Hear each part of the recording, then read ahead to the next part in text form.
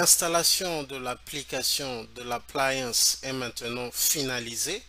Nous allons tester à ping Google vu que nous avons accès au NAT Cloud via le switch. Donc nous allons ping 8.8.8.8. Nous avons accès à Google. Nous allons essayer de ping RFI, rfi.com. Et vous voyez que nous pouvons aussi ping RFI. Donc, maintenant nous allons accéder au Web Console, donc au GUI de Epic AM. Donc, pour le faire, je vais venir ici. 168, 78, 240. Et donc, je mets Advanced et j'accepte le risque. Et donc, tel que vous le voyez, je suis devant la page, en fait, au login page de Epic AM.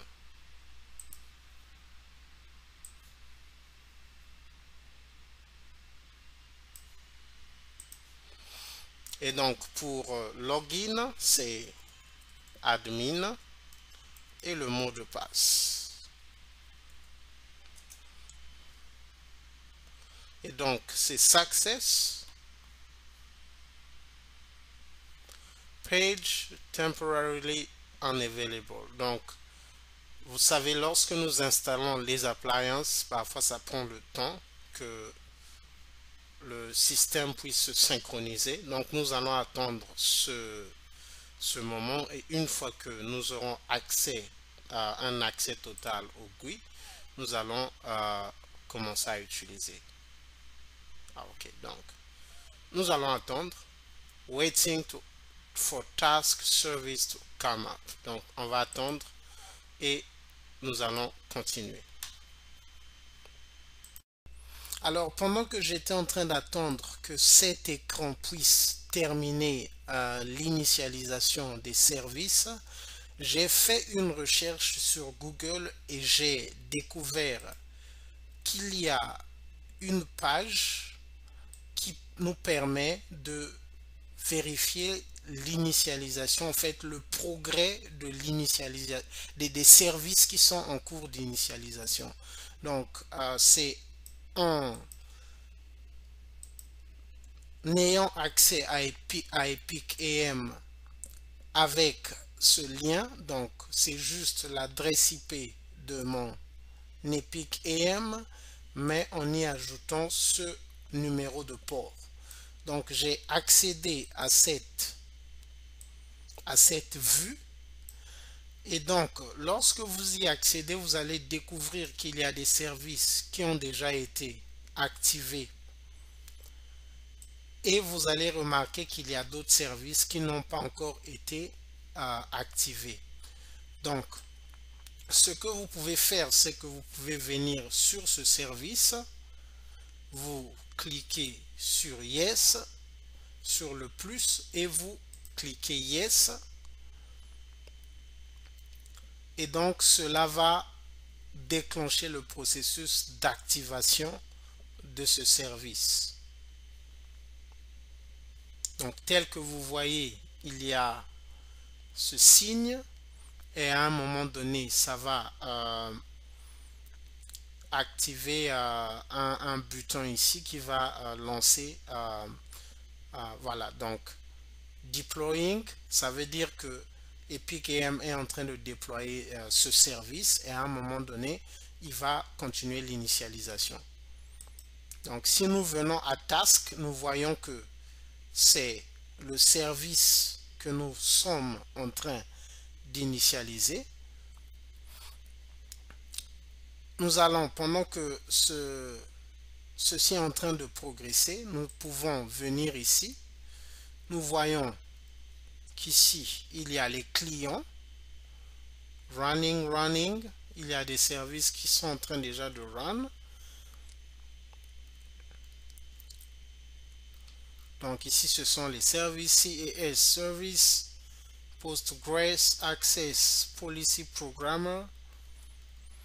Et donc ici, nous avons les hosts.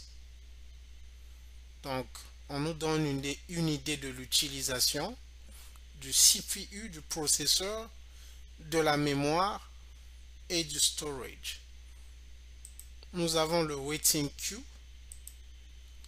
Je pense qu'il n'y a rien. Et au niveau des... Ici, nous avons une liste de tous les services. Access Policy, Epic AM Event, Epic AM JBoss, CAS Service, Cassandra. Et donc, si vous cliquez sur le petit bouton qui est à côté, donc vous allez voir les détails de chaque service. Nous allons laisser tout dans la condition actuelle. Donc si nous revenons à Overview, nous voyons que ce service est en train de... Donc vous voyez que entre temps c'était Deploying et là c'est Starting. Donc ça veut dire que ça est en train de progresser. Et en même temps, donc ce que donc je vous demande, selon le type de lab que vous voulez déployer, les services que vous voulez tester, vous pouvez activer tous ces services, mais je pense déjà que le nombre de services que vous allez activer en fait, je vous recommande d'activer les services en fonction des ressources que vous avez, c'est-à-dire du nombre de RAM en termes de gigas que vous avez et aussi en termes de storage, mais je pense que c'est plus en termes de RAM mais aussi en termes de processeur, parce que plus de services vous activez, plus Epic AM va demander des ressources. Donc starting, ok, donc il a déjà attribué une adresse IP. Et donc pendant ce temps aussi, j'ai déjà déployé une topologie où nous pourrons découvrir des technologies qui sont liées à Cisco SD Access. Parce que si vous faites la recherche, je vais reprendre. Cisco SD Access utilise Lisp au niveau du contrôle plane. Donc, show Lisp session established. Donc, j'ai déjà configuré Lisp. Là, ça sera mon site 2 et là, ce sera le site 1.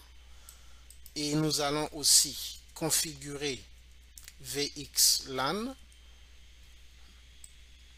Et parce que VXLAN est utilisé au niveau du data plane. Donc, nous allons voir tous ces détails, mais pour l'instant, notre point focal est de terminer avec l'installation d'Epic AM et nous allons progresser pour continuer avec cette topologie et après, nous allons intégrer Epic AM avec ces équipements pour voir comment est-ce que Epic AM fonctionne.